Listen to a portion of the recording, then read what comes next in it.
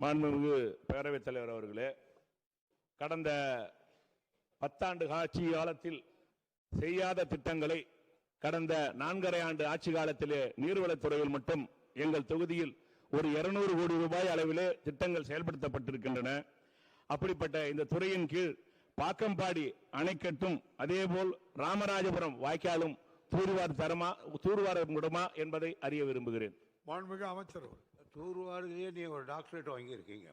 அவங்க ஏரியாவில் கடந்த 4 ஆண்டுகளில் பழைய திருவாங்கூர் ஏரி புனரமைத்தல் 21.47 கோடி, பழைய சொரக்கால் ஏரி புனரமைத்தல் 10.89 கோடி, பள்ளிப்பட்டு ஏரி சீரமைத்தல் 14.65 கோடி, வேளாண் ஏரி புனரமைத்தல் 13.2028 கோடி, கடையநல்லூர் பெரிய ஏரி சேர்த்தல் 24.40 கோடி, களத்தூர் சித்தேரி ஏரி அமைக்க 20.29 கோடி, பல்கலச்சேரி ஒரு புனரமைக்க 1.13 கோடி.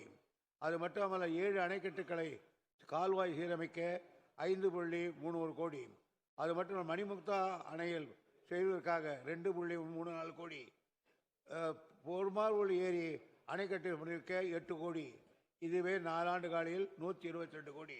அது மட்டும் இல்லாமல் இப்பொழுது அந்த தேர்தலில் மற்ற ஏரிகளெல்லாம் தூர்வாருவதற்காக 75 கோடி, மணிமுக்தா அணை பழுதடைந்த ஷட்டர்கள் புதிய அமைக்க 20.76 கோடி, இது ஒரு 95 கோடி.